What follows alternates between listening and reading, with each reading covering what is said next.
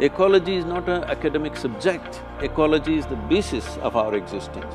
We as a generation of people have this responsibility that in the next 10-15 years' time, at least at the policy level, all the right things happen. But fundamentally, the most important thing is human beings have lost connection with what is life and everything that nourishes life and sustains life around us.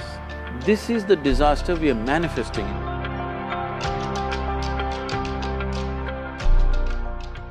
I wondered if you could talk to the kind of leadership you think is required to generate this kind of concern around conservation and the environment.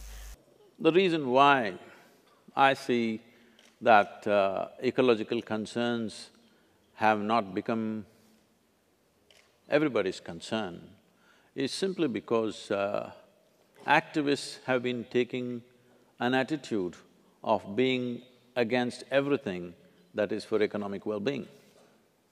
We've always pitched economy versus ecology. That's a fundamental thing that I wanted to change in India. I actually said this I am officiating the marriage between economy and ecology, because these two things can't go against each other, there is no way to do it. You have to go together. I think that is the basic message that needs to go, that we need not destroy businesses, we just have to transform businesses. And the necessary time, room and policy support is needed to transform businesses. Ecological sustainability is mostly understood as pollution coming from cities or industries or whatever. But what is missed is, the biggest disaster on the planet is actually agriculture. It's the degradation of soil which is the real issue. Everything else can be attended to and reversed in a matter of few decades. The degradation of soil across the planet is not something that you can turn back, it will take 50 to 100 years. There are only two ways to regenerate the soil. One thing is the leaves from the trees and the animal waste and the human waste. Well, the trees are gone long time ago.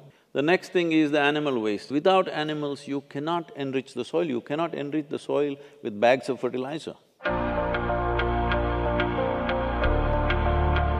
I wondered whether, in the relationships, in the ecosystems around us, you see a certain spiritual process in conserving the environment.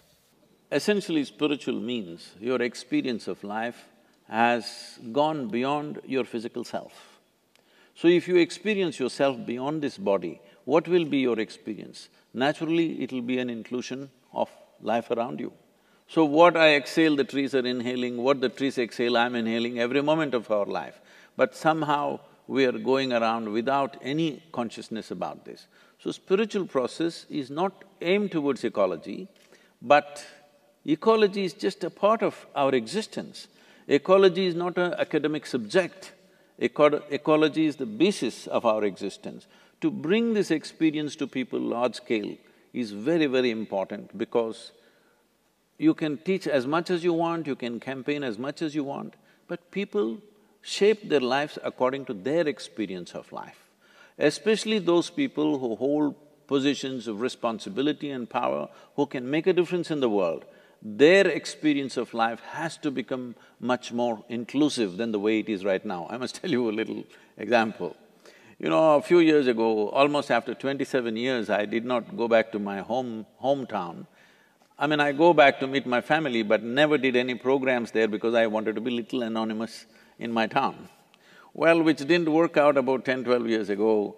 They insisted I must do a program, I did a program, so everybody turned up, all my schoolmates, my school teachers, my college teachers, all kinds of people that I knew for a long time.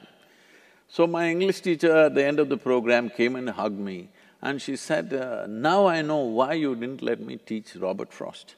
I said, ma'am, why would I not let you teach Robert Frost? I like Frost. I even went to his place and I have, in his own voice, recital of poetries. I said, why would I not let you teach? She said, don't you remember? And she reminded me. What happened was, we were always studying English poets and she's introducing American poetry to us. And she came and she started reading, she introduced Robert Frost, saying he's a great poet. And the first poem she started off, "Woods are lovely, dark and deep." I said, "Stop it. I don't want to listen to this man who calls tree a wood." She said, "No, no, Robert Frost is… I said, "I don't care how great he is. A man who calls tree a wood, I'm not going to listen to that guy." So this is just like a tiger looks at you and thinks breakfast. Breakfast, yeah. So this has to change in our mind. A tree is not a table, a tree is not a chair, a tree is not furniture. A tree is a phenomenal life and it's a basis of our life. This has to become a living experience for everybody, only then there will be sustainability. Do individuals need to alter their attitudes towards consumption, or are there larger solutions needed? The individual people are powerful today. One thing is there is social media, they can do a lot of work. Sitting at home, they need not go anywhere, they can impact the world in many ways. Apart from that, most nations on the planet are democracies. If the citizens do not manifest this and make it very clear, a democratically elected government will not do anything, they will do populistic things. We are willing to sacrifice a few conveniences for a larger and a long-term good. If we do not express that, no government will make any policy.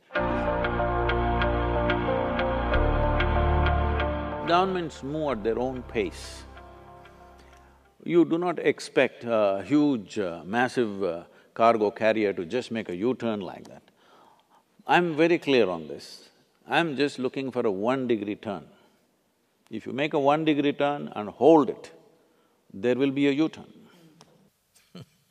And you mentioned this morning that you also managed to bring together bits of the Indian government who'd never met before. The different ministries, there is water management ministry, there is irrigation ministry, there is rural development ministry, there's agricultural ministry, but they never meet.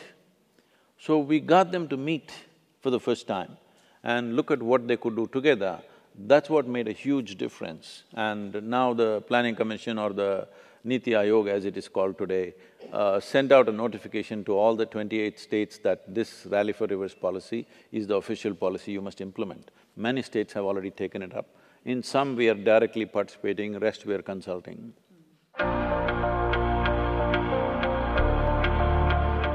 I'm trying to talk to a lot of activists and tell them the problems that they're protesting against. First, can you find a solution? Look through that. If you can find a solution, suggest the solution rather than just protesting against a problem. For example, all these soft drink manufacturers, where single-use plastic is going around, they shifted from bottles to plastic because it was far more convenient for them. The reason why you cannot recycle this bottle easily is because there is a paper label. So we started doing a little bit of research. What is the solution? How can we print on this? So there is a company in Chicago who's manufacturing a certain kind of dye which will come out just like paper label on the plastic. If you do that one thing, all these plastic bottles can go in for recycling. A business which is using this and they know it is a major polluting factor, they can suggest, see, this is the change, if you give us some incentives, we will shift. So the business has to collaborate with the government to suggest, see, these are the changes we would like to make, but we want this kind of policy benefits. Our idea of what is profit, what is a successful business, has to go through some transformation. It's not one day's job, it needs to happen over a period of time.